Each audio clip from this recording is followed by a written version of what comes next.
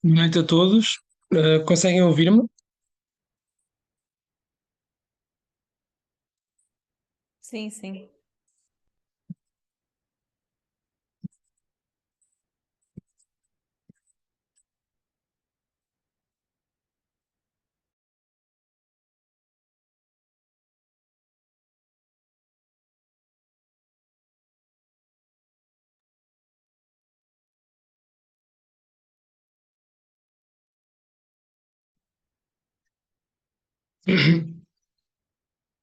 Conseguem ouvir-me? Boa noite. Boa noite. Ok, pronto. Está toda a gente a conseguir ouvir, é isso? Sim, sim, Ok. Pedro. Então, boa noite a todos novamente. O meu nome é Pedro Felgueiras e faço parte da direção da APIP neste mandato 2023-2024. Antes de mais, quero agradecer a todos os presentes, quer aos oradores que eu vou passar a apresentar e também aos participantes, aos colegas que mostraram interesse em assistir a esta sessão. Ahm, Pronto, de facto, na publicidade que nós já fizemos às sessões e os e-mails que enviamos, foi possível perceber que isto é um projeto novo, é um projeto que nos é muito querido. Nós decidimos complementar as sessões técnico-científicas da DSM-5 com uma nova versão TR, que é assim uma brincadeira com o DSM, e TR de testemunhos reais, que achamos que, apesar de já existir algum feedback, inclusivamente registado no nosso site, de estágios no estrangeiro, opcionais e não só, nós consideramos que seria importante dar um espaço para que outros colegas mais experientes e já que tiveram a oportunidade de realizar estágios fora, pudessem partilhar essa mesma experiência de forma organizada e com tempo para dúvidas para os colegas que estão agora a tentar definir aquilo que é o seu programa de formação no internato de psiquiatria. Sem mais demoras, pronto, os colegas que foram que aceitaram então apresentar os seus estágios opcionais foram então a Joana Miranda, o colega Pedro Melo Ribeiro e a Carolina Cavazos. Um, Vou pedir então que comecem. A primeira colega a apresentar será a Joana Miranda. As dúvidas poderão registar através do chat ou levantar a mão. Vamos ter, no fundo, três apresentações consecutivas de 15 minutos e depois segue-se um espaço para dúvidas e poderão estar à vontade. Nós vamos fazer um levantamento das dúvidas no chat. Se quiserem colocar diretamente, também estão à vontade, de forma ordeira. E pronto, acho que podemos começar. Olá, começo eu, não é? Estão-me a ouvir? Sim? Boa. Eu não te estou a conseguir ouvir, Joana. Ah, mas o resto está. Ok. Sim, sim, sim. Deixa eu escrever aqui ao Pedro.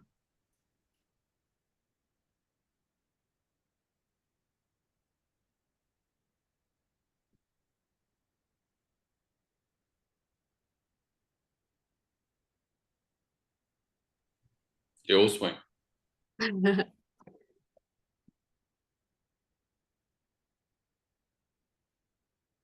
Era a ver se ele dava o aval para eu continuar. Ou não.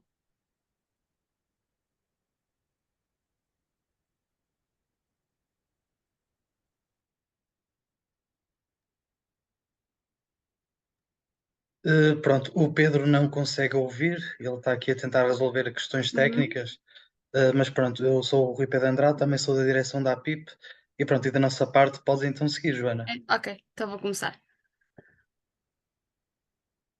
Só que eu precisava de autorização para partilhar a tela. Porque aqui ao dar a compartilhar a tela, o anfitrião desativou o compartilhamento da tela. Ou então podem vocês pôr a apresentação que eu cheguei a mandar.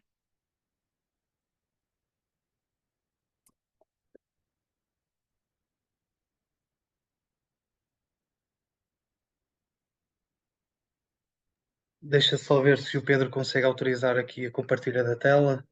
Uhum.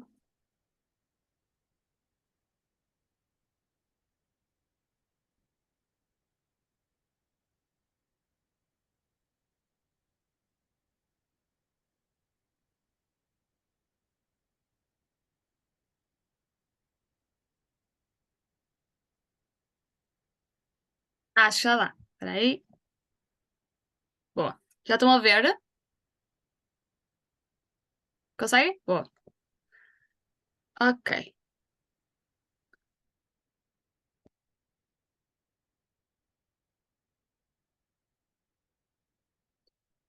Então, boa noite a todos. Eu já queria vos parabenizar por esta iniciativa, porque de facto, quando eu estava a tentar perceber onde é que ia fazer estágios, era um bocadinho difícil para mim às vezes ter feedback dos colegas. E acho que toda a gente já passou um bocadinho por isso, quem já os fez. E por isso, de facto, vocês estão de parabéns por este tipo de iniciativas. E pronto, e vou seguir com a apresentação e depois no fim teremos as dúvidas. O meu nome é Joana Miranda, eu fui interna de psiquiatria no Centro Hospitalar de Leiria e agora sou assistente hospitalar no Centro Hospitalar Tâmega e Sousa, desde este ano. E fiz este estágio de perturbação afetiva bipolar em Siena. Pronto, eu decidi pôr aqui várias fotos de Siena porque de facto é uma cidade muito bonita e a ver se vos deixo com vontade de ir lá fazer o estágio ou visitar. Mas de facto é uma cidade muito, muito pequenina, porque é uma cidade medieval e o centro da cidade é todo dentro de muralhas.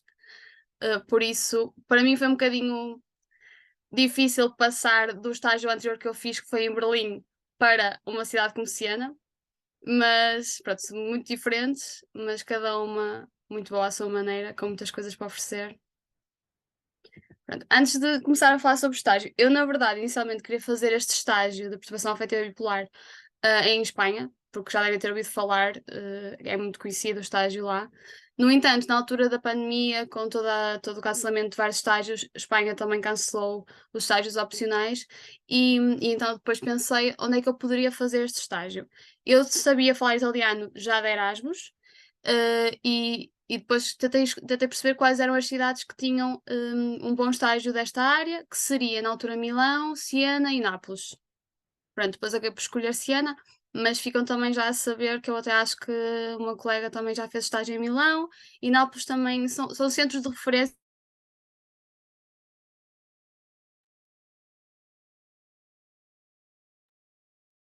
Deixamos de te ouvir, Joana. Acho que o Pedro me calou, mas já estou aqui. Pronto, mas acho que ouviram o que eu estava a dizer, que, pronto, que podem, também em Nápoles e Milão também são são centros de referência de perturbação afetiva bipolar, caso haja interesse de irem para a Itália, mas não propriamente para Siena. Eu fiz 3 meses, então, de abril a junho de 2022, no meu 5º ano de formação. O professor doutor Andrea Fagiolini, que é quem está aqui na foto, ele é um homem muito trabalhador e muito inteligente, mas que, pronto, não, tinha muito medo da infecção. Na altura estávamos em 2022, ano passado, já não era assim uma altura tão crítica de Covid, mas como podem ver, até para tirar a foto, teve que ser com estas máscaras, portanto, é um senhor muito interessante, mas também muito particular. E ele é o professor que gera então este serviço, que é um serviço no hospital que está associado à universidade. Por isso, com tudo aquilo que está incluído, ou seja, a parte de investigação, a parte das aulas, mas já vou falar disso mais à frente. Portanto, esta unidade é uma unidade de psiquiatria geral, mas que se foi especializando em perturbações do humor ao longo dos anos, também por iniciativa do professor Dr. Fagiolini, que tem interesse nessa área. Portanto, agora é de facto especializada em perturbações do humor e especificamente em perturbação afetiva bipolar. Eles têm internos do 1º ao 4º ano, porque em Itália o internato de psiquiatria são 4 anos. Tem então, como eu disse, associado à universidade. Por isso também de vez em quando tem alunos, tem as aulas lecionadas pelos internos, aos quais nós podemos também assistir e participar, e é fundamental para estes estágios terem um bom domínio da língua italiana, porque apesar do professor falar muito bem inglês, porque ele fez a sua formação nos Estados Unidos, o resto da população falará italiano com vocês, não é? E o resto dos colegas também, até porque os italianos têm algum medo de falar inglês, por isso eles preferem que vocês falem um mau italiano do que um bom inglês. Essa unidade é dividida principalmente em treinamento total, hospital de dia e ambulatório, que foi por onde eu passei mais tempo. Pronto, fui pondo várias fotos também da comida, porque pronto, é algo que tem sempre interesse em Itália. O internamento tinha 8 camas, e essa é uma coisa muito particular dos internamentos em Itália. Não sei se vocês têm noção, mas Itália é conhecida por ter uma boa estrutura de psiquiatria comunitária. Eles usam os hospitais para situações mesmo necessárias, última linha. Portanto, os internamentos deles são todos de muito poucas camas. A ideia deles é internar os doentes o menor tempo possível, só para conter a situação, para otimizar a terapêutica, mas a média de internamento, normalmente nos hospitais italianos, é entre 5 a 10 dias, porque depois as pessoas ou vão para o hospital de dia ou vão para um serviço comunitário que está muito bem montado. E isso para mim foi algo curioso, porque eu estou habituada a mais camas de internamento, a mais dias de internamento também. E por isso é interessante, porque como houve uma rotatividade muito grande destes doentes, eu consegui ver muitos doentes, apesar de só ter estado lá 3 meses. O internamento era apenas voluntário, isto tem a ver com a organização italiana. Pelo que eles me explicaram, eles têm um internamento da universidade, que só podem estar internados doentes voluntariamente, e depois tem uma outra parte que é da gestão do psiquiatra de território, que é uma gestão diferente, e aí sim podem ter doentes internados involuntariamente. Portanto, esse eu não vi. Aliás, eu fui uma vez ver essa zona que está mesmo fechada, porque eles me pediram para eu ir traduzir. Estava lá uma doente que falava inglês e eles pediram para eu ir lá ajudar, mas o meu estágio não era lá e eu não podia propriamente ir a esse lugar, porque esse lugar já não estava a ser gerido por este departamento e pela psiquiatria da universidade. Portanto, os tratamentos lá eram sempre voluntários. Havia uma ronda de manhã, às 8 da manhã, diariamente. Isto para mim era uma coisa que não era muito boa, porque eu não gosto muito de acordar cedo, mas é mesmo aquelas rondas tipo de americanas, porque lá está, a formação dele foi feita em Itália, nos Estados Unidos, portanto é aquelas rondas que nós vemos na televisão às 8 da manhã, está lá toda a gente, internos, especialistas, vão passando de doente a doente, apresentando o caso e falando um bocadinho do caso. Isto também para mim foi bastante curioso, por serem doentes de psiquiatria, porque nós estávamos habituados a ver essas rondas em séries de medicina interna, nas enfermarias de medicina interna. Em psiquiatria, para mim era um bocadinho estranho, não é? Porque estávamos ali a expor a vida dos doentes, mas ao mesmo tempo, pronto, eu estou internados todos voluntariamente, portanto eu fui percebendo que aquilo era norma e eles eram avisados antes sobre isso. Nestas rondas, o professor vai fazendo algumas questões aos internos. Normalmente eu era poupada, por ser de fora, mas é bastante interessante porque é nessa altura, como eu disse, ele é uma pessoa que sabe muito, tem muita experiência, principalmente farmacológica, e era nessas alturas que eu também aprendia mais, porque ele ia fazendo perguntas sobre os vários fármacos e isso também foi bom para mim e para estar ali a ouvir aquilo. Eu fiz depois aqui esta tabela que foi que eu usei na altura do CV, como podem ver, de facto, a maior parte dos doentes que eu vi eram pessoas a fazer bipolar, como era de esperar, principalmente episódios depressivos e episódios maníacos. Já no hospital de dia, podia ser o hospital de dia lá funcionava em parte como os nossos também funcionam, ou seja, para doentes que já estão bem o suficiente para não estar internados, mas para uma continuação de cuidados antes de voltarem para o regime ambulatório. O que também funcionava lá. E como devem imaginar, como eu disse, como a rotatividade era muito grande e os doentes, logo que não tivessem critérios para o internamento, iam para casa, o hospital de dia funcionava muito como essa passagem. Também funcionava lá a Light Therapy, que eles usavam também como terapia adjuvante para as depressões existentes, e eles também tinham, na altura tinham uma administração de esquetamina nasal, que para mim foi interessante, porque ainda nenhum hospital público em Portugal faz esta administração, portanto, já o ano passado eu assisti a isto lá, que foi bastante interessante para mim. E outra coisa que foi muito curiosa foi a terapia com ketamina endovenosa. Portanto, eu tinha fazendo aqui uma à parte, eu tinha assistido e tinha participado na terapia com ketamina endovenosa em Berlim, mas era uma psicoterapia, enquanto aqui eles fazem terapia já há vários anos, no tratamento das expressões resistentes, mas é uma terapia com, ou seja, sem psicoterapia associada, é mesmo só a administração de um fármaco EV, como por exemplo nós temos com o caso do anafranil, os doentes vão lá, fazem a administração de fármaco e depois vão embora, mas não há qualquer preparação da sala, ou preparação de vendas dos olhos ou de música, isso não acontece, é uma terapia, não uma psicoterapia. E foi interessante para mim também ver este paralelismo, que era muito diferente da terapia que eu vi, no caso em Berlim. Isto também, eu percebi que eles também usam já há algum tempo a terapia com ketamina endovenosa em Itália, porque eles dão muito pouco os ECTs. Por uma questão da antipsiquiatria, dos movimentos que eles tiveram na antipsiquiatria em Itália. Portanto, os ECTs são uma coisa que não é muito usada e eles em muitos hospitais usam a terapia com ketamina para a depressão resistente, quase em vez ou como outra alternativa ao uso de ECTs que não são bem recebidos nem pelos doentes nem pelos colegas. Depois também havia o ambulatório, das 8h30 às 2h o ambulatório funcionava, eram os internos de psiquiatria que viam estes doentes, mas eles têm sempre uma discussão com o especialista mesmo antes dos doentes irem embora, mesmo no 4º ano de especialidade, eles têm sempre uma discussão com o especialista de psiquiatria antes dos doentes saírem. Estes podiam ser encaminhados da urgência, do médico de família, do psiquiatra do território, ou até podia ser o próprio doente a ligar para lá, a pedir a marcação. Portanto, às vezes eles estavam lá a fazer quase recepcionistas a receber os telefonemas dos doentes para marcar a própria consulta. Aproveitei o tempo que estava lá também para ir fazendo outras coisas. Portanto, o que eu acho que é bom neste estágio é que eles dão-nos, apesar de haver alguma rigidez, por exemplo, das 8h a ronda ser ali, temos que estar lá, mas depois também há alguma flexibilidade de irmos assistindo a umas atividades e a outras, e irmos pedindo para ver uma coisa ou outra, o que é bom. Portanto, eu aproveitei para ir também ao SU, para ver a psiquiatria de ligação, para assistir a algumas aulas de faculdade, e aproveitei também para ir ao Congresso Nacional de Psiquiatria, que foi em Roma, para ver no fundo como é que eram os congressos lá, que são muito semelhantes aos nossos, mas foi interessante. Eu queria apontar como pontos negativos, o facto do estágio ser curto, pronto, é sempre, acho que é um ponto negativo para qualquer estágio que nós estamos a gostar e que estamos a aproveitar.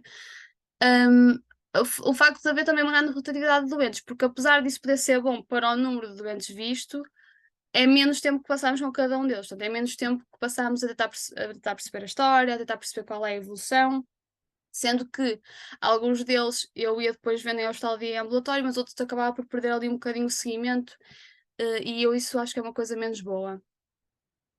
Como pontos positivos, a comida, o facto do internamento ser muito diferente, eles além desta questão que eu estava a falar já da Ruanda de manhã, eles usam muitos fármacos endovenosos que nós não estamos habituados a usar aqui.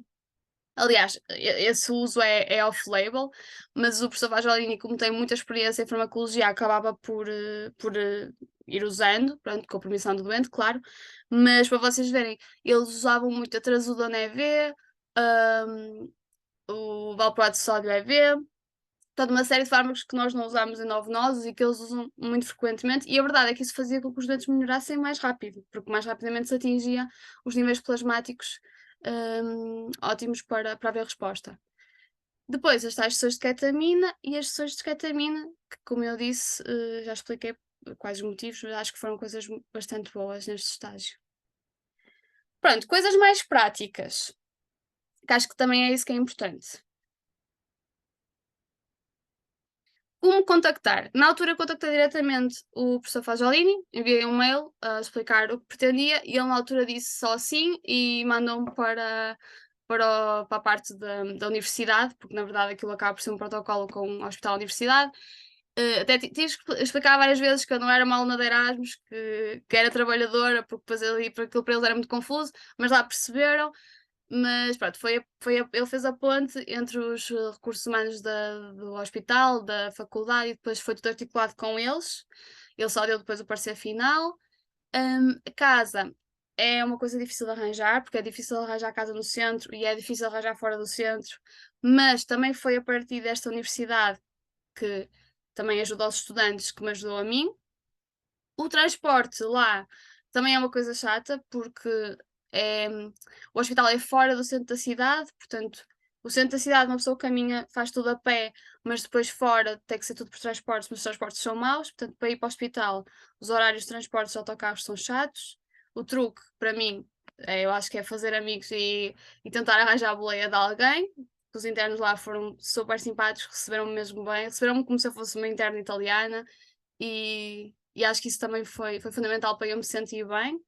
Tudo que fosse dúvidas tirava com eles, porque na verdade o professor Fajolini vai estar lá só na ronda e depois nós não o vemos mais, portanto, na verdade foram aqui os internos que foram mais importantes.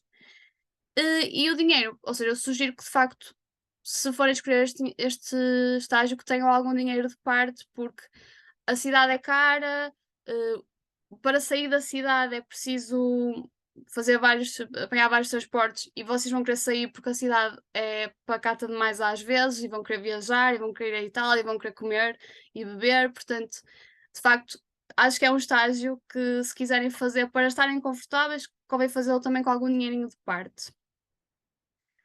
Pronto, e depois mais dúvidas posso tirar depois nos outros 15 minutos. Tentei fazer assim um apanhado de coisas importantes, quer psiquiátricas, quer não psiquiátricas, mas depois também acho que tenho tempo para tirar as dúvidas que existirem. Obrigado, Joana. Obrigada. Eu pedi agora então à colega Carolina para começar a apresentação. Olá, conseguem ouvir-me todos? Sim. Sim, ok. Então eu vou partilhar aqui a minha tela. Não, esperem lá. Hum. Ok, agora sim.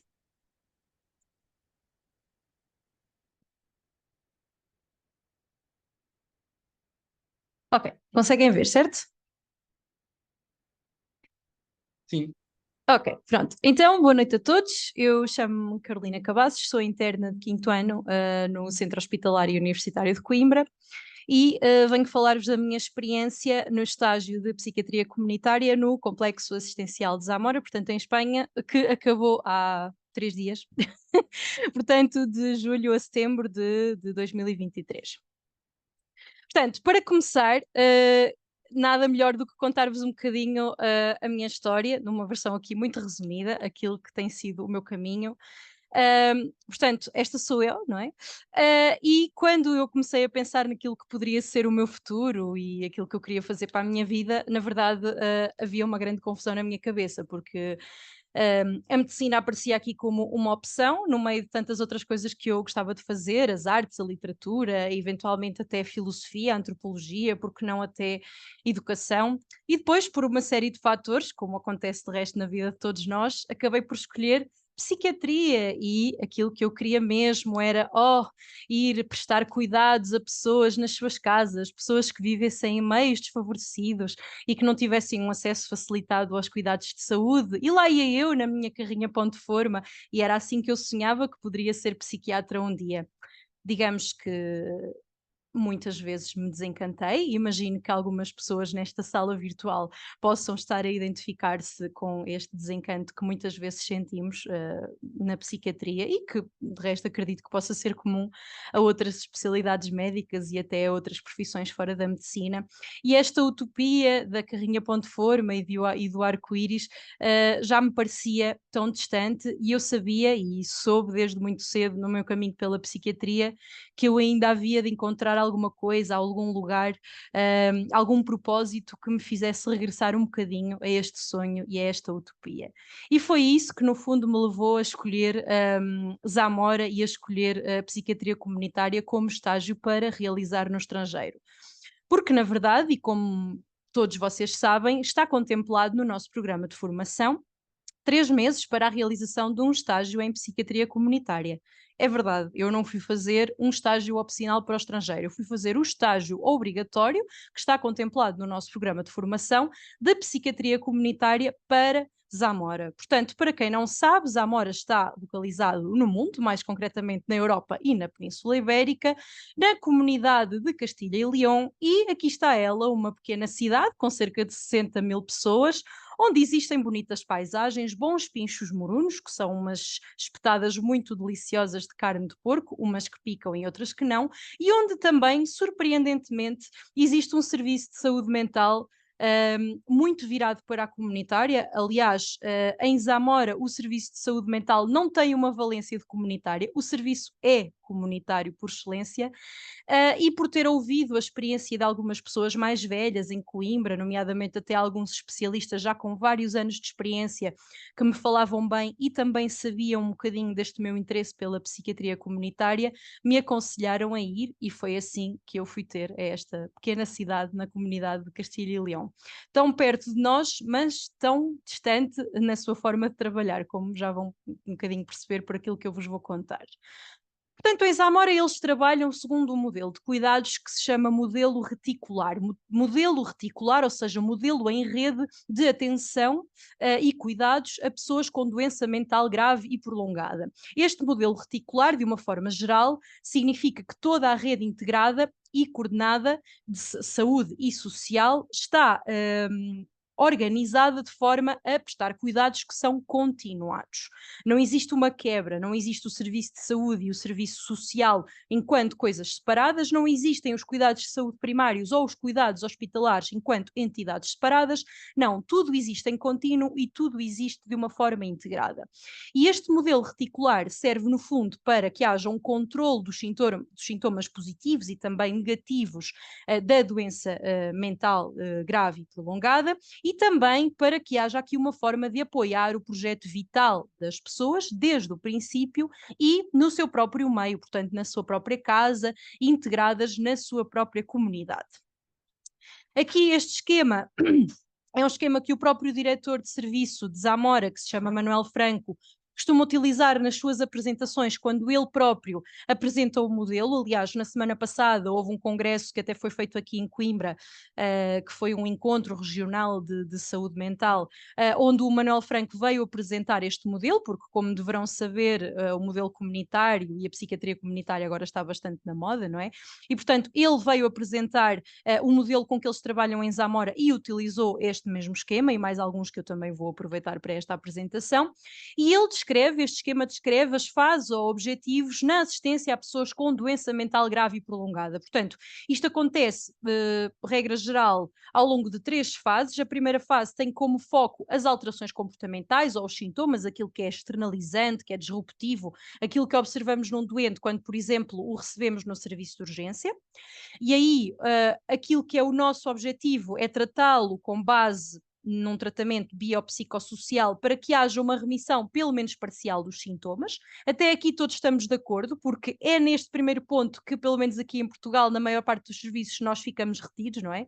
Remissão dos sintomas, uma obsessão quase por eliminar os sintomas, mas em Zamora, e isto não é apenas teórico, porque eu estive lá e pude observar, eles vão mais além e vão para as fases 2 e 3.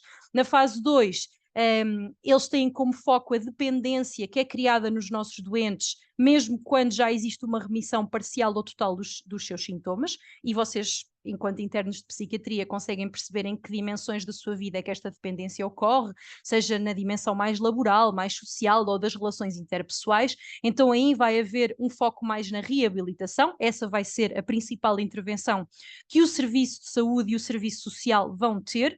E depois, numa terceira fase, o objetivo será combater a exclusão, a discriminação, o estigma, e isto faz sobretudo através da participação social, como forma a obter uma recuperação total da funcionalidade do indivíduo. De uma forma geral, o modelo de cuidados de saúde está organizado desta maneira como vos mostro aqui neste esquema. Portanto, o doente tem uma determinada queixa ou um determinado sintoma e recorre ao seu centro de saúde, integrado de uma forma total na sua comunidade. A partir dos cuidados de saúde primários é identificado o problema e é feita uma referenciação que, em primeiro lugar, é feita para um psicólogo e não para um psiquiatra. Portanto, já podem imaginar que nesta rede de cuidados de Zamora existem muitos psicólogos. É claro que eles se queixam da falta de psicólogos. Nós, quando estamos integrados no nosso ambiente, temos sempre queixas a dar e eles também se queixam, obviamente. O modelo também tem várias falhas e lacunas. Mas em primeiro lugar, esta referenciação é feita para um psicólogo que vai fazer, em primeiro lugar, counseling e depois, se houver critérios, vai então haver espaço para uma psicoterapia, que é, regra geral, de base cognitivo-comportamental.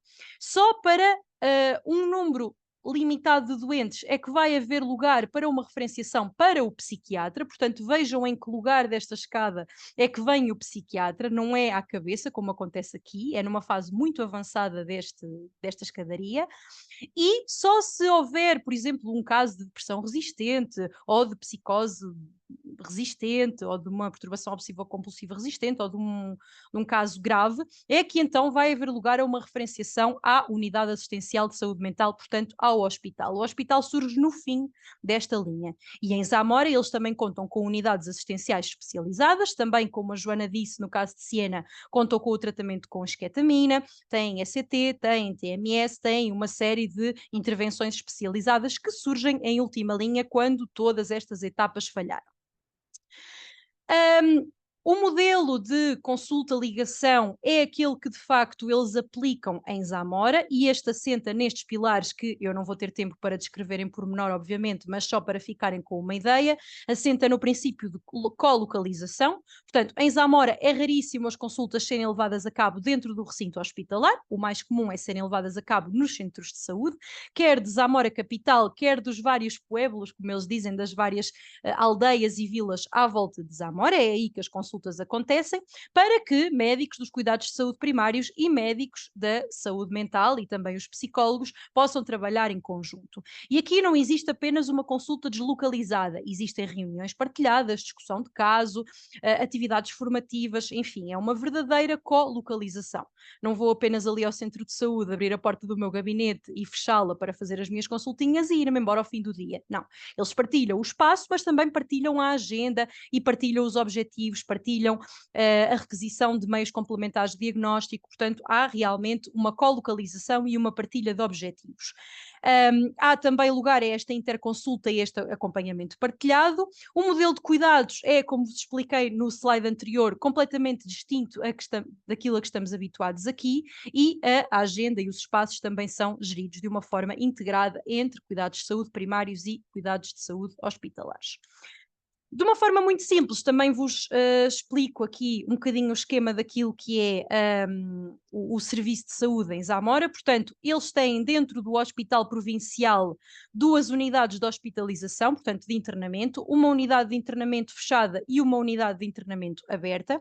A unidade de internamento fechada, tal como também acontecia em Siena, como a Joana Miranda disse, tem muito poucas camas. Para toda a província de Zamora tem 12 camas para internamento, portanto eles recebem doentes de uma grande área geográfica que vai até Puebla de Sanabria. Não sei se vocês têm noção onde fica Puebla de Sanabria, mas fica quase ao pé de Bragança, portanto é muito longe de Zamora capital, e os doentes de toda essa área são referenciados quando precisam do internamento para este serviço de internamento, que tem apenas 12 camas, e eu posso vos dizer que durante os 3 meses que passei em Zamora, elas nunca estiveram as 12 ocupadas. E quando estiveram, tal como também a Joana disse, há aqui muitas semelhanças, também porque em Itália há uma forte componente de psiquiatria comunitária que funciona também bastante bem. Os internamentos foram muito curtos, 5 a 10 dias, portanto também uma grande rotatividade de doentes.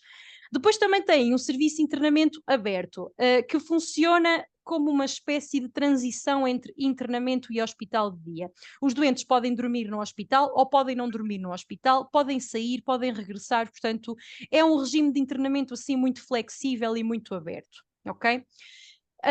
Depois, estas unidades de hospitalização quer a fechada, quer aberta, normalmente, antes do doente transitar para o seu domicílio, passa por uma entidade que eles têm, um recurso que são casas de treino de autonomia. Portanto, antes de doentes, particularmente aqueles mais graves, passarem para as suas casas ou para a casa dos seus familiares, passam por uma casa, eles têm várias espalhadas por Zamora, onde profissionais vão assisti-los numa série de tarefas para que eles ganhem autonomia, quer fazer as compras, aprender a cozinhar, a gerir as leads da casa, para que de facto eles ganhem esse empowerment e possam recuperar depois gradualmente a sua autonomia.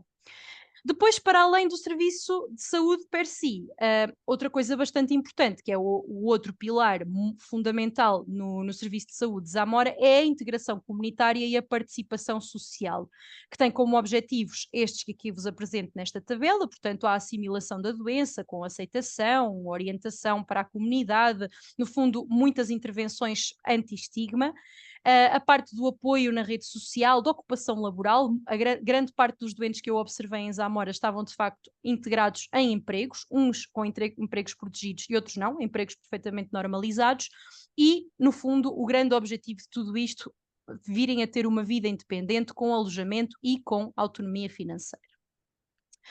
Alguns aspectos práticos. Portanto, antes de ir, como é que isto deve ser feito? Deve ser estabelecido contacto com o responsável no hospital de acolhimento, que neste caso é o Dr. Manuel Franco, que é o diretor de serviço da psiquiatria. Eu optei por não colocar o endereço de e-mail dele aqui, até podia ter feito à semelhança do que a Joana fez, mas também quem estiver interessado depois pode vir falar comigo, pode contactar-me e eu terei todo o gosto em partilhar o endereço de e-mail dele. Depois, ele é uma pessoa bastante rápida a responder, ele em princípio vai-vos dar o aval dele em 24 horas ou menos, e então depois deve ser tramitada toda a documentação necessária entre a direção do internato médico do vosso hospital e a direção do internato médico do Hospital de Zamora, que se chama Serviço de Docência.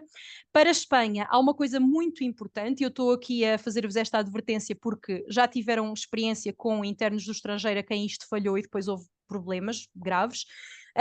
Qualquer estágio que seja realizado em Espanha, em qualquer comunidade espanhola, tem que ter uma autorização de entrada por parte do governo espanhol. Portanto, existe um documento que é centralizado, existe um formulário online, em que Madrid tem que autorizar o estágio, seja para Barcelona, seja para Zamora, seja para outro sítio qualquer de Espanha. Isto é necessário fazer e normalmente é um trâmite que tem que ser feito no ano civil anterior. Portanto, eu, para fazer estágio em 2023, tive de preencher e submeter este documento no ano civil de 2022, ok? É um processo que demora tempo, não tem nada a ver com Zamora, qualquer outra comunidade em Espanha iria exigir exatamente a mesma coisa. Depois, aquilo que o Dr. Manuel Franco pede, e isto porque o modelo em Zamora, como podem ver, é muito diferente daquilo a que estamos habituados, é que façamos um curso online que consiste na visualização de vários vídeos e depois realizar um exame no final para ter aprovação de um curso que foi feito por ele e pelos profissionais do serviço para, no fundo, nos familiarizarmos com o modelo que é praticado, ok? Eu tive de fazer isto antes de ir fazer o estágio para lá. Ter um domínio razoável da língua espanhola, pronto, não vos vou dizer que têm que ser muito bons, que têm que ter um B2 ou um C1 em espanhol, mas pelo menos compreender o básico e fazer um esforço por falar. O castelhano e o português acabam por ser parecidos em muita coisa e rapidamente se apanha também, portanto não é preciso nenhuma certificação nem nada, nada disso é exigido, mas ter um domínio razoável. E uma coisa muito importante é, para ir fazer um estágio destes para Zamora, é preciso mudar completamente o mindset. Uma coisa que eu tenho para vos dizer é que eu não tenho uma tabela de casuística para vos trazer para esta apresentação. O que eu tenho é esta visão muito romantizada de um sonho que voltou a mim, de uma psiquiatria que eu tinha sonhado no início do internato e que eu voltei com esta esperança renovada. O trabalho em Zamora faz na rua. Eu passei muito pouco tempo dentro de um hospital ou dentro de um gabinete médico e, portanto, para ir, tem que se ir com este espírito de eu vou fazer compras com os doentes, eu vou fazer atividades de ócio e de lazer com os doentes, muitas vezes vou estar a limpar a casa com os doentes, porque é assim que eu chego a eles e que converso com eles, uma mudança completa de paradigma e de mindset. Depois o estágio é um estágio observacional, portanto, claro que vocês podem pôr as mãos na massa, como se costuma dizer, se tiverem esse interesse, mas ninguém vos vai exigir nada, portanto é um estágio puramente observacional. O horário geralmente é das 8h30 às 3, horário contínuo, porque os espanhóis comem depois das 3, caso vocês não soubessem, é assim que se faz, não há pausa para almoçar entre as 8h30 e as 3. E os locais de estágio podem ser podem dividir-se entre um estágio mais hospitalar, onde eu passei cerca de um mês, que é nesta unidade do hospital que se chama UFAC, que é a Unidade Funcional de Assertividade na Comunidade, em que vão à casa dos doentes, fazem muita coisa com eles na comunidade, e isto é uma coisa que depende mais dos profissionais da saúde, por exemplo, os enfermeiros. E depois, como no meu caso, eu passei cerca de 2 meses a fazer estágio com a Fundação Intras, que é uma fundação que articula com o sistema sanitário, com o SNS de lá, para prestar apoio na comunidade aos doentes. Portanto, vocês podem se dividir entre estes 2 locais de estágio e em nenhum deles vão passar muito tempo dentro do hospital, verdade seja dita. O tipo de atividades que vão fazer é muito heterogéneo, ok? Tanto podem estar dentro da consulta de psiquiatria, eu passei muito pouco tempo em consultas de psiquiatria, mas isso foi uma escolha minha, vocês podem passar mais tempo em consultas se assim o desejarem. Podem também assistir e participar em consultas de enfermagem de saúde mental, em acompanhamentos no domicílio, que foi aquilo que eu acabei por fazer mais, participar com os doentes em atividades de ócio e de lazer, a estimulação da autonomia, no apoio nas atividades de vida diária, no aconselhamento terapêutico, a ativação comportamental e em outros, porque como eles têm unidades específicas, como por exemplo o tratamento com esquetamina, o ECT, a TMS, vão agora iniciar um ensaio clínico com psilocibina, há muitas outras valências que vocês, mesmo não estando a fazer esses estágios, acabam por contactar e também podem participar se tiverem esse interesse. Quando já lá estão, é uma mudança total de paradigma. Portanto, para ir é preciso quererem mesmo experimentar uma coisa muito diferente daquilo que estão habituados aqui. Pessoa mais doença, lá não é doente, ninguém usa a palavra enfermo, paciente, usuário, são pessoas, ok? Pessoa mais doença é uma pessoa, não é um doente. Eu não sei o diagnóstico de quase nenhum doente que eu vi lá, ok? Sou muito sincera, não sei números para vos dizer, mas sei muitas outras coisas sobre as pessoas que eu vi lá. Sei qual é o clube de quase todos eles são fanáticos por futebol. Também sei a que supermercado é que preferem fazer compras, sei os nomes de todos eles e sei muitas outras particularidades sobre essas pessoas. Vamos substituir o gabinete por uma esplanada, um apartamento ou um jardim. O setting de consulta ou de contacto com a pessoa doente é completamente diferente. O paternalismo lá não tem lugar. É um sistema onde todos participam na decisão, ok? Vamos para lá perceber que a consulta deslocalizada é uma parte muito, muito pequena da equação, portanto, esta psiquiatria comunitária que até agora nos têm tentado vender aqui é apenas uma parte muito pequenina daquilo que é o verdadeiro potencial para uma psiquiatria comunitária bem feita e, acima de tudo, aquilo que Zamora mais pode fazer por nós é fazer-nos substituir os nossos vieses e os nossos preconceitos por uma visão bastante renovada do que é trabalhar em saúde mental. Mostro-vos algumas fotografias daquilo que foi a minha experiência lá, ficam muito aquém daquilo que foi a alegria e o prazer de estar com estas pessoas maravilhosas a fazer este trabalho incrível que eles fazem lá. E, portanto, agora eu volto, ainda não sei muito bem de resto qual é que vai ser o meu caminho, sei que tenho que usar a DSM, mas também sei que mesmo que não seja numa carrinha ponto forma, numa Renault como aqueles que usam lá, o que importa é que a nossa meta seja sempre acreditar continuamente que podemos fazer melhor. E isso foi a coisa mais valiosa que Zamora fez e poderia alguma vez ter feito por mim. Espero que pelo menos alguns de vocês possam ter a mesma experiência. Obrigada. Muito obrigado, Carolina, pela apresentação. E agora vamos passar então à última apresentação do colega Pedro Ribeiro. Boa noite. Vamos só tentar pôr isto aqui. Boa noite.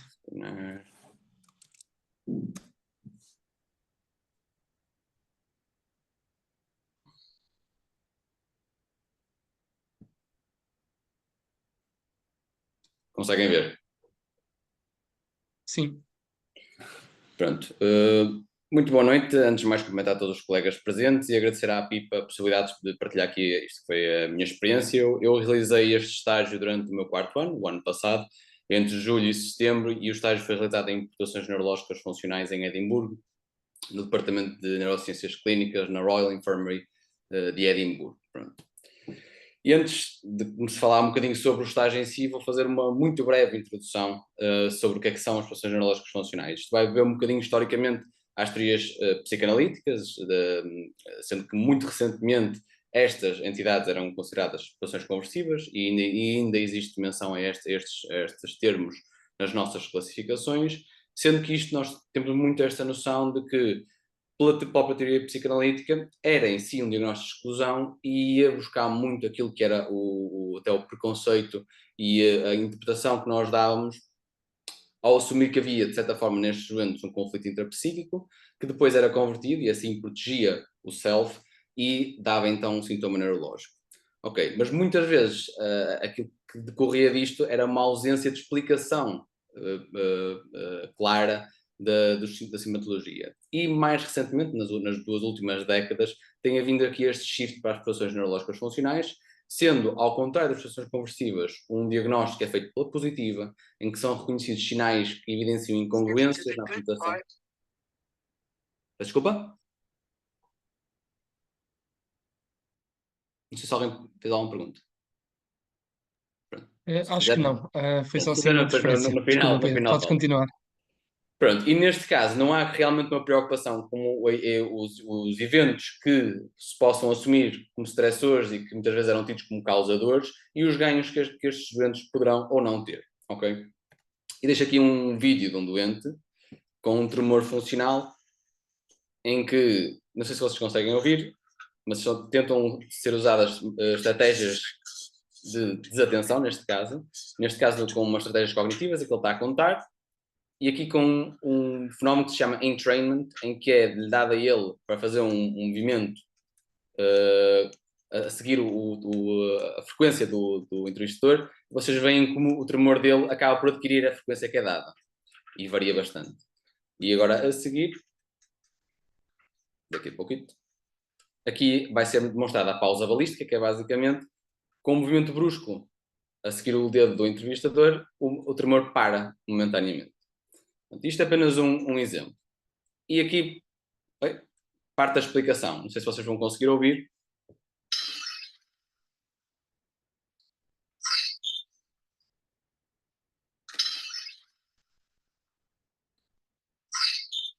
Conseguiram ouvir?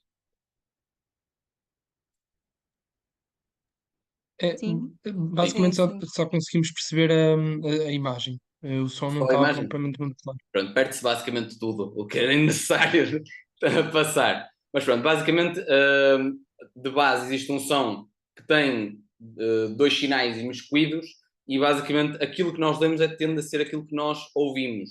E isto acaba por advir do facto do nosso cérebro ser em si um órgão de preditor. Basicamente todo o nosso funcionamento acabamos por tentar prever sempre a nossa experiência no dia a dia. E, por exemplo, vocês agora estão sentados e provavelmente, se prestarem atenção à cadeira, ao vosso rabo, neste caso, conseguem sentir o que é o rabo na cadeira, mas se eu não puxasse a atenção para isso, vocês provavelmente não estariam ativamente atentos a isso.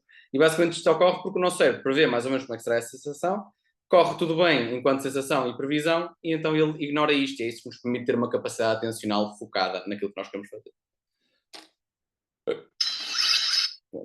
Então, porquê é que eu escolhi este estágio? Portanto, este estágio, a opção de fazer este estágio surge no meu 2º ano, no decorrer do meu estágio de neurologia. E durante este estágio de neurologia eu contactei com vários doentes com sintomas ou perturbações deste género.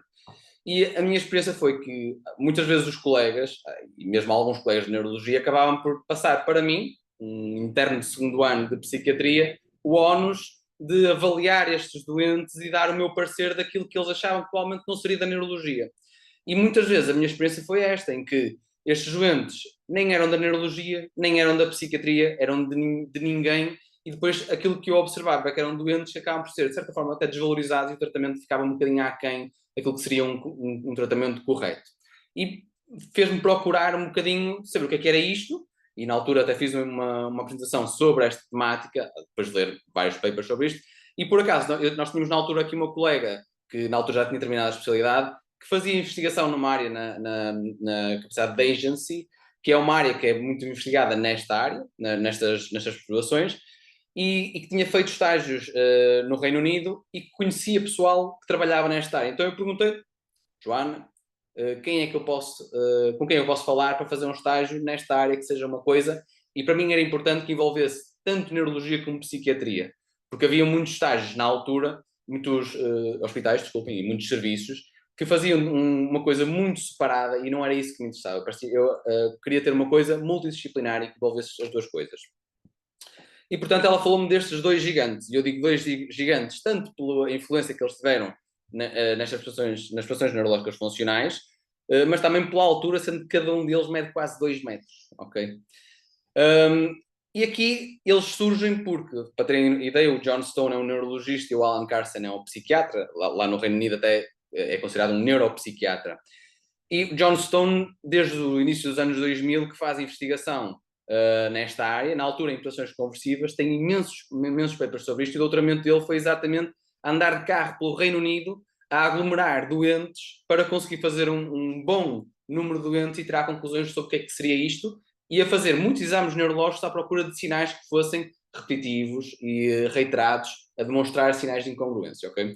E o Alan Carson, quando o John Stone acaba por vir para Edimburgo e cria o serviço, é o Alan Carson que vem com ele nesta perspectiva já multidisciplinar, e considerando que realmente os doentes com mutações neurológicas funcionais têm altas taxas de compatibilidade com outras doenças psiquiátricas, e que realmente isso é um alvo muito importante em intervir. Eles trabalham realmente no Reino Unido, em Edimburgo, mais propriamente aqui na Royal Infirmary, e aqui no meio deste edifício todo XPTO, tem o Departamento de Neurociências Clínicas.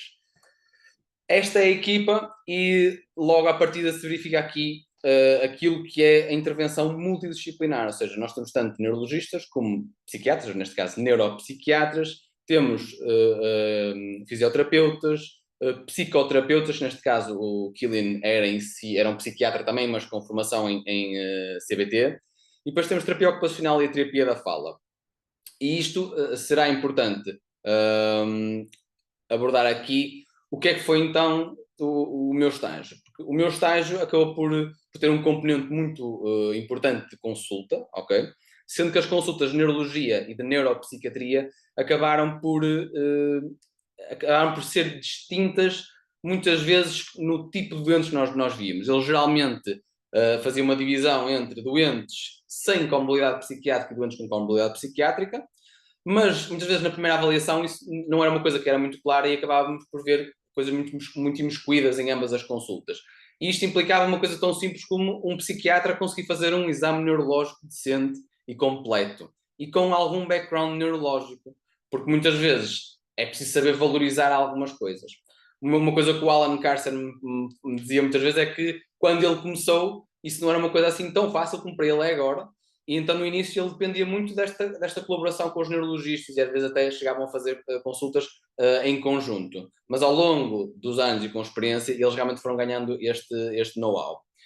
Uma parte muito importante do meu estágio foram realmente as terapias e os processos reabilitativos, sendo que aqui, como eu mostrei há bocado no vídeo, a capacidade atencional é fulcral, e a capacidade de nós extrairmos estes doentes é realmente o mais importante a intervir.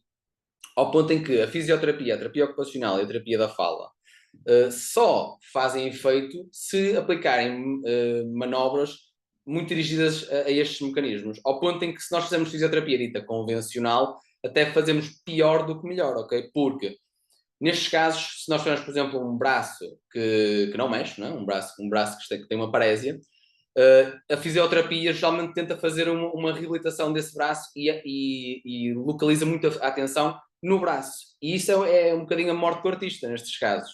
O que nós temos que fazer é fazer algumas atividades que façam com que a atenção vá para o outro lado e consiga despoltar aquilo que são os movimentos e os mecanismos automáticos, ok? Eu vou mostrar aqui só um exemplo de uma fisioterapia.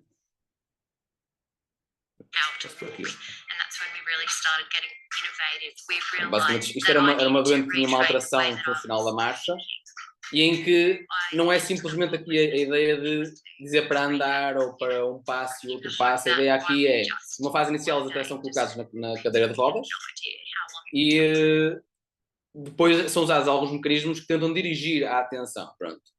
Isto seria uma sessão de vídeos. Eu só coloquei os últimos em que se vê realmente os mecanismos de desatenção. Pronto. Voltando aqui à parte de trás, eu ainda tive realmente, além da consulta e das terapias, neste caso da parte mais reabilitativa, eu acabei também por estar integrado, no geral, em toda a equipa. E toda a equipa acabou por ter uma componente importante a nível de investigação clínica, sendo que eles, logo à partida, logo no início, o Alan, nós fizemos uma reunião antes de eu ir para Edimburgo, e logo à partida ele perguntou-me se a investigação era uma coisa que eu tinha interesse. E a investigação clínica nunca foi uma área que eu desenvolvesse muito a fundo, e eu fui muito, muito honesto com ele a dizer-lhe isso, e ele na altura disse, pronto, se não quiseres, não é necessário, pá, depois quando estiveres aqui, vês. E a verdade é que eles lá falam um bocadinho da ideia, eles chamam isto o FND Tourism, eles têm lá muitos alunos, geralmente do Reino Unido, que vão para lá para ter uma linha no currículo, num centro altamente especializado nestas perturbações, e que depois devolvem pouco ao serviço. E então, na altura, acabei, de certa forma, não foi sentir-me obrigado, mas senti a necessidade também de devolver alguma coisa, e acabei por integrar algumas equipas de investigação, das quais algumas delas ainda faço parte atualmente. Portanto, existe esta possibilidade, e para quem gosta muito de investigação clínica, o John e o Alan são dois grandes cérebros de investigação, ainda por cima estão integrados em conselhos de iniciativas de algumas revistas. Portanto, são boas pessoas para ter assim à cabeceira nestes casos. O serviço de urgência de neurologia foi algo que eu fiz por vontade própria, porque me propus. Não fiz não fui a muitos episódios, não fui a muitos dias de urgência. A formação científica é algo que eles têm dirigidas aos alunos do PhD, e as reuniões da equipa é algo que ocorre todas as quartas-feiras, e é mais dirigida até para a investigação clínica, sendo que eles muitas vezes trazem alguns casos mais desafiantes.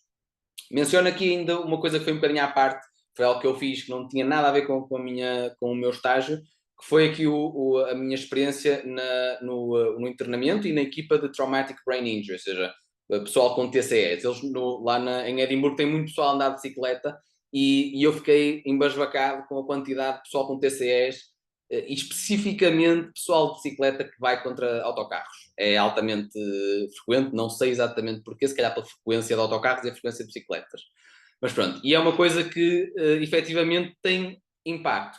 E eu pela primeira vez tive reuniões com radiologia e neuroradiologia, em que havia um psiquiatra lá a mandar bitites e a ser ouvido, pronto. Realmente era uma coisa que foi muito importante, até porque o Alan fazia aqui a ponte entre as reuniões de imagiologia e as reuniões de internamento. E depois tudo isto era desenvolvido à volta de reuniões, nós depois avaliávamos os doentes no internamento, e aqui também o exame neurológico era realmente uma parte importante. Portanto, qualquer pessoa que goste de neuropsiquiatria e que eventualmente pondere fazer um estágio nesta área, exame neurológico vai ser uma coisa que vai ser necessária. Aliás, o meu primeiro contacto com o Alan em consulta, no meu primeiro dia, foi eu cheguei à consulta e o Alan perguntou-me como é que estão os teus skills de exame neurológico. Passou o martelo de reflexo para a mão. Portanto, pronto, as coisas lá se foram fazendo. Portanto, de uma forma mais subjetiva, falando de uma forma mais também abrangente, qual foi a minha experiência? Eu senti que todo o serviço lá em Edimburgo, e principalmente o John Stone e o Alan Carson, que quando inicialmente no estágio de neurologia fui preparar a minha apresentação, eu fui ler papers destes homens de 2005, 2006. Estas pessoas são pessoas com uma experiência descomunal nesta área, e que eu imaginei que fossem, sei lá, eu tenho a ideia um bocadinho dos professores doutores do nosso país, e eles, apesar de professores e doutores e tudo isso, são pessoas muito terra a terra, preferem o trato por John e por Alan. E antes de eu ir até para o estágio, lá está, o Alan fez uma reunião comigo e teve algumas preocupações. Logo à partida, onde é que eu ia ficar? Pronto, esta foi a casa muito pitoresca onde eu fiquei. Este cãozinho era o Ben, era o cão da senhoria da minha casa. E deixo já aqui, logo e antes de avançar, a minha sugestão para as pessoas que forem para o Reino Unido para usarem aqui esta aplicação Spare Room. Até porque existe um grande problema ao encontrar quartos, pelo menos em Edimburgo, foi a minha experiência, porque pelo Facebook a quantidade de scams é horrível, pronto, o pessoal tenta enganar muito. Conheci pessoal até lá em Edimburgo que teve experiências más de fazer uma reserva, pagaram até uma caução e depois chegaram ao sítio e não havia sítio sequer. Portanto, aqui a Spare Room é uma aplicação que permite, por exemplo, fazer um perfil. Dá para fazer um perfil gratuito, mas isso é muito limitante. Eu na altura paguei por um mês e tentei fazer o máximo durante esse mês e consegui durante esse mês fazer a reserva com a minha senhoria. E este sítio onde eu ficava a meia hora a pé do hospital. Pronto, meia hora a pé eu fiz durante 15 dias, ok? Mas eu disse logo ao Alan que eu na altura gostava de arranjar uma bicicleta, eu sabia que Edimburgo era uma cidade muito virada para as bicicletas, e ele logo prontamente, eu na altura disse, olha, vou comprar assim uma bicicleta baratita, pá, depois vendo isso no final, não há problema. E ele disse, pá, não há problema, eu empresto uma bicicleta. Pá, e eu na altura fiquei logo assim, pá, isto não é muito normal, eu não estou muito habituado o pessoal sénior a ter esta abertura. Depois logo a seguir ele perguntou-me, olha, e a que horas é que chegas? E eu disse, pá, chego às 11 e tal da noite. E ele, pronto, vou buscar o aeroporto. Eu disse, tal coisa não está aqui muito bem. Pronto, portanto, eles tinham realmente uma grande preocupação e tentavam fazer tudo para o pessoal se sentir à vontade. E isso foi uma coisa muito notória. Mesmo a nível da socialização, foi algo que Edimburgo é uma cidade lindíssima, uma cidade multicultural, uma cidade cheia de vida e cheia de cultura. E apesar de tudo, a própria equipa é uma equipa muito dinâmica. Vocês podem ver, estas duas imagens aqui do meio foram imagens que eu próprio tentei tirar, algumas com melhor sucesso que outra, e o John até documentou as minhas tentativas de tirar estas duas fotos, e podem ver que realmente o John é tão sociável que até em alguns encontros ele tocava guitarra para o povo, portanto é realmente um espírito muito bom. Aqui também dizer, a nível de habitação, esta casa onde ele está aqui é uma casa onde está agora uma aluna de PhD, mas foi uma casa que a própria equipa comprou em Edimburgo exatamente para poder receber pessoas de fora, ok? Portanto, na perspectiva até de ajudar com o alojamento, ok? Obviamente que eles acabam agora, e agora ainda mais, têm muitos alunos de PhD, depois acaba por haver aqui alguns sistemas de prioridades, pronto. Mas, apesar de tudo, demonstra aqui realmente a vontade e a abertura a receber pessoas, ok? Falando aqui um bocadinho da cidade, pá, realmente a cidade é belíssima, aqui é mais à esquerda, são fotos da cidade, não é?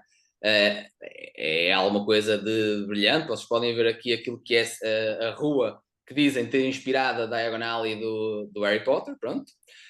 E aqui à direita, a própria Escócia. Eu, durante o estágio de 3 meses, acabei por conseguir fazer uma road trip pela Escócia, e foi algo que eu acho que, se alguém for para o Reino Unido, e principalmente para a Escócia, é algo que eu aconselho vivamente. É uma experiência muito, muito boa, muito preenchedora. E eu, por acaso, tive a sorte, quando escolhi o estágio neste trimestre, não sabia exatamente que ia apanhar este festival, o Fringe, mas ainda bem que correu bem e que apanhei. Pronto. O Fringe Festival é basicamente o mundo em cuecas durante este mês de agosto. A cidade fica com muita gente, há muita gente que vai para lá, e existem várias atividades, algumas que são pagas, depois existe aquilo que eles chamam o free fringe, que é o fringe gratuito, que eu chamava muitas vezes o fringe para o português, pronto, que era aquilo onde eu já mantia mais, com clubes de comédia, muitas vezes concertos, eles têm muitos artistas de rua. Concomitantemente a isto, existe o Festival Internacional de Edimburgo e o Film Festival de Edimburgo, que também, eu na altura acabei por não conseguir apanhar estes festivais, porque correspondeu mais ou menos na altura em que eu fui, o Film Festival correspondeu à altura em que eu fui fazer a viagem pela Escócia, e o International Festival é um festival assim mais de, digamos, alta classe. Aliás, o Fringe Festival surgiu e foi criado na altura porque o International Festival era para alta classe, e o pessoal que fez o Fringe mesmo de ser à volta e nos arredores do festival dito rico, ok? Eu não coloquei aqui, pronto, eu não fui tão atencioso como as minhas colegas, se calhar não prestei tanta atenção a isso, mas eu não coloquei aqui o como pedir estes estágios ou como articular. Eu também sei, pronto, eu tive várias colegas de alguns anos ou seja, agora uma colega pelo menos do segundo ano e outras colegas que falaram comigo sobre este estágio porque souberam que eu tinha feito e tinham interesse.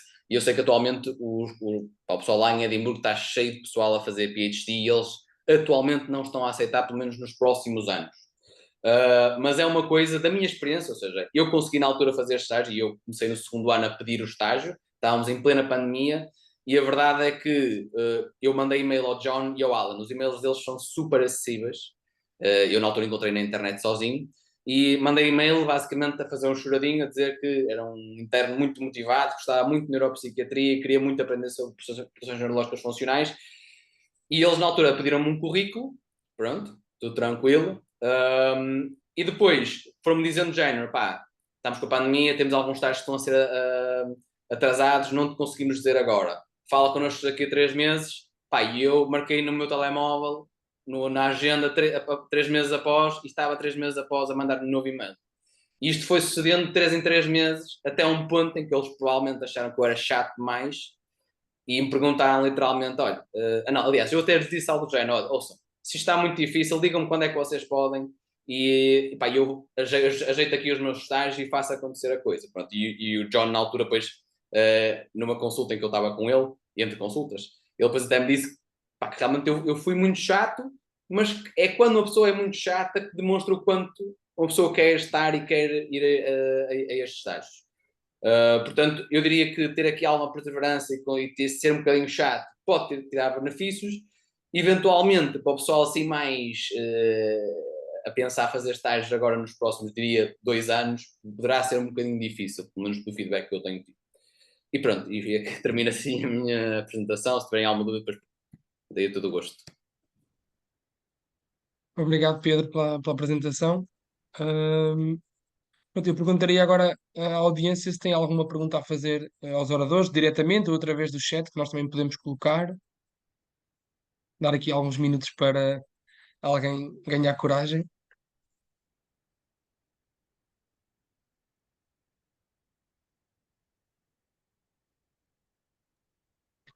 Pronto, eu posso começar. Eu gostaria de fazer uma pergunta à Carolina, porque pronto, o meu orientador de formação, portanto, eu sou interno de segundo ano aqui em Viseu e o meu orientador de formação é um coordenador de uma equipa comunitária de saúde mental, daquelas piloto que foram criadas há cerca de 2 anos cá em Portugal.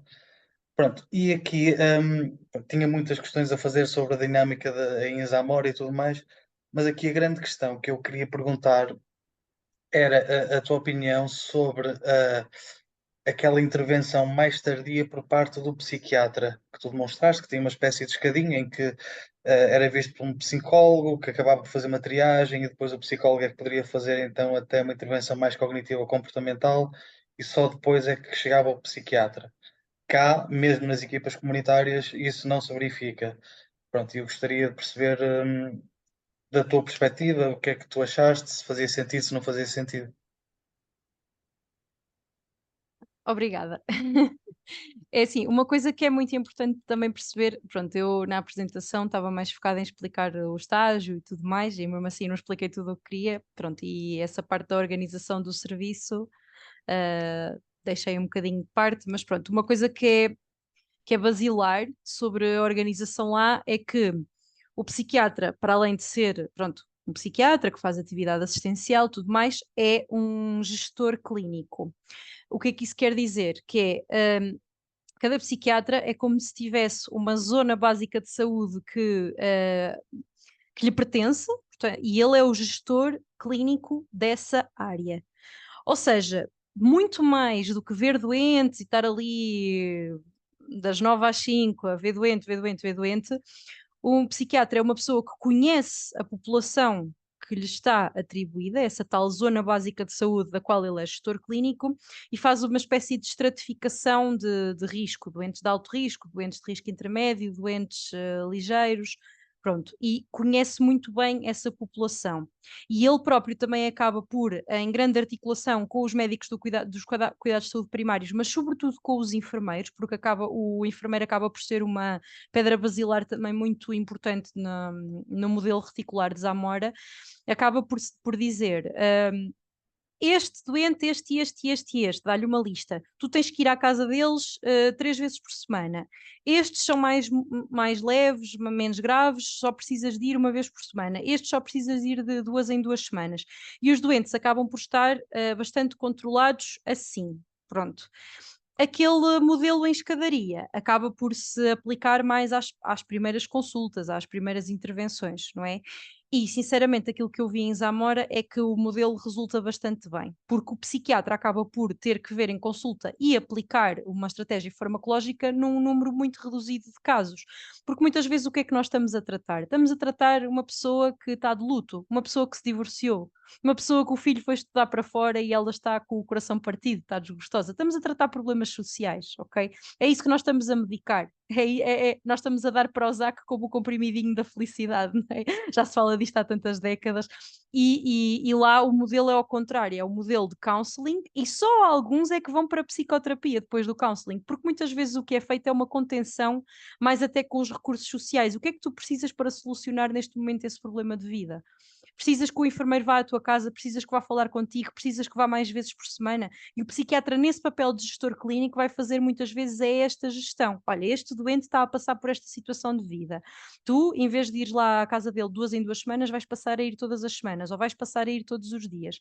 E muitas vezes não chega a precisar dessa sertralina ou desse Prozac, ok?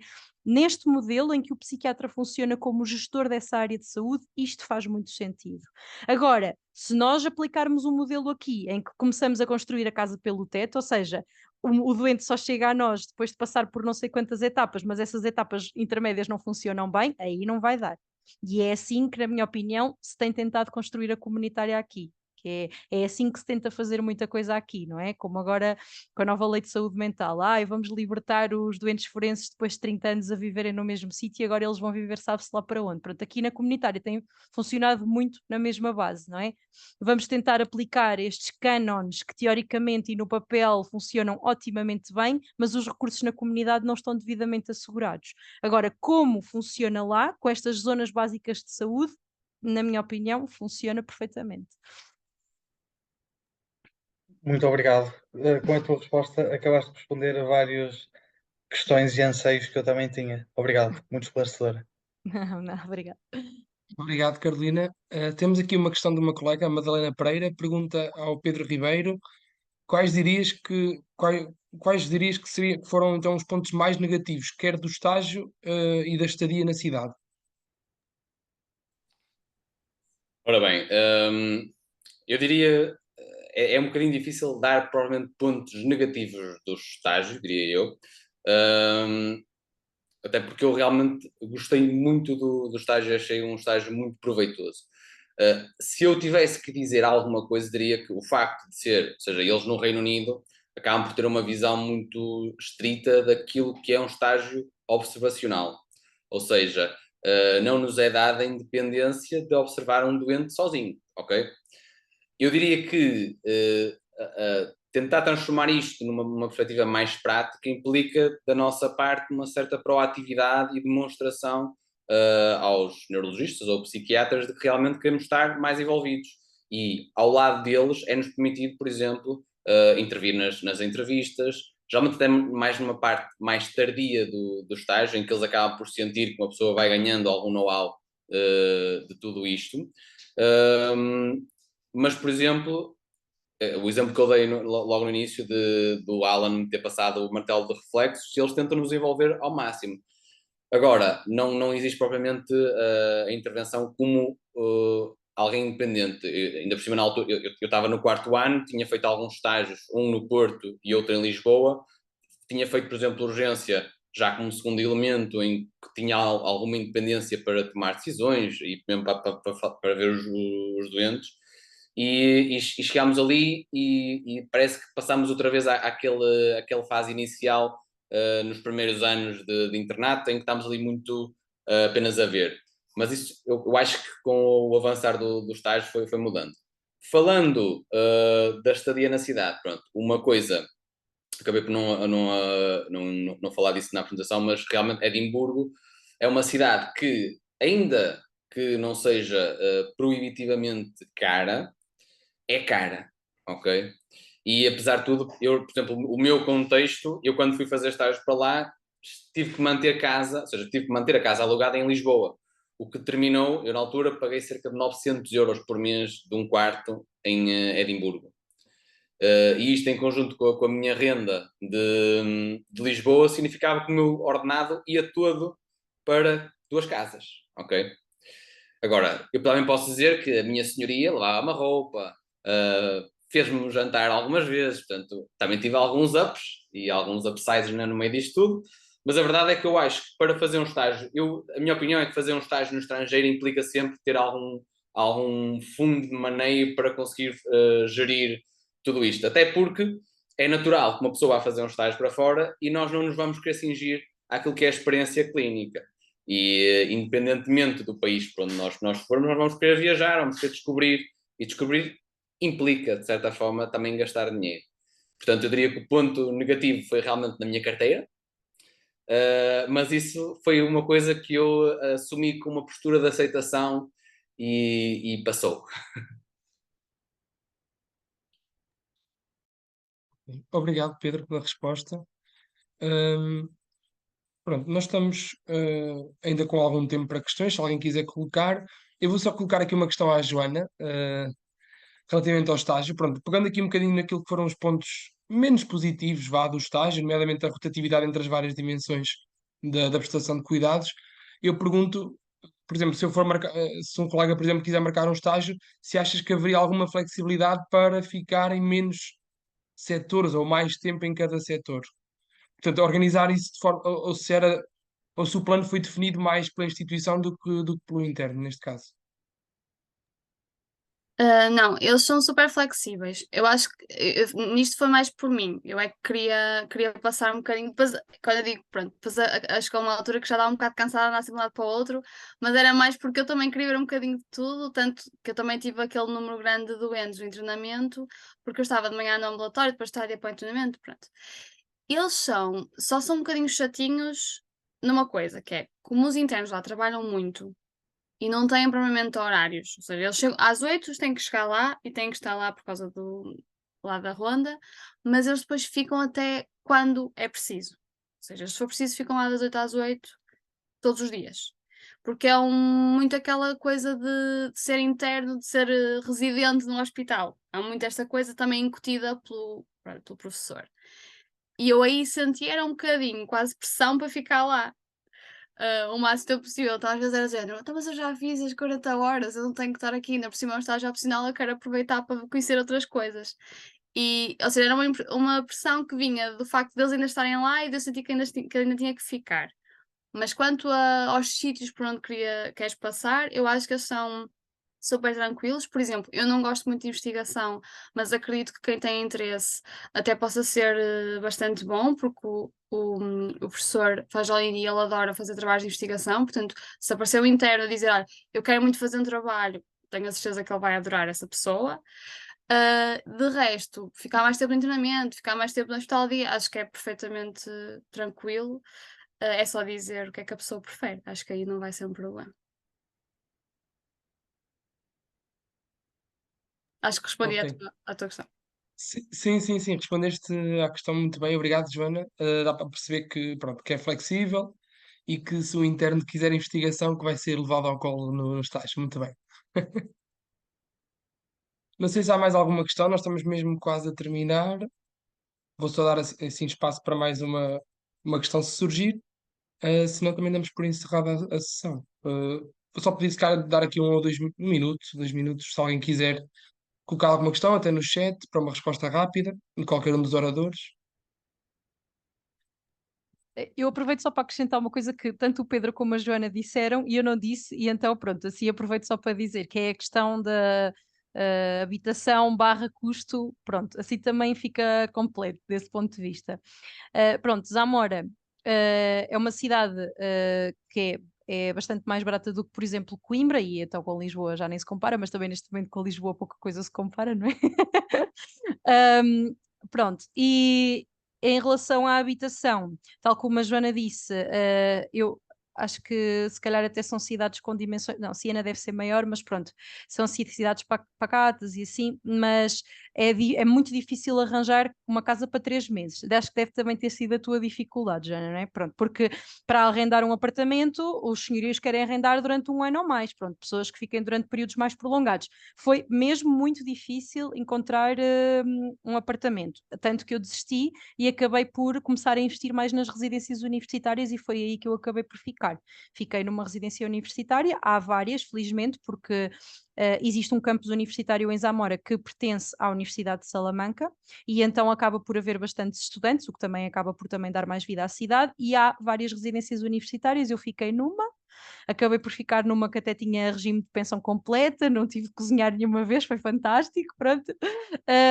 E foi assim que eu pude safar-me, porque de facto para apartamentos é muito, muito difícil arranjar. Em termos de custo da cidade, é tudo escandalosamente barato. Ir aos bares, comer fora, pronto, é muito, muito barato a cidade. Pronto, só para acrescentar isto, porque tanto um como o outro tinham dito e assim, pronto, também não ficam a saber. Claro. Obrigado, Carolina, por mais este esclarecimento adicional, sobretudo a parte de ser barato ir para os bares e assim, acho que é importante para o estágio.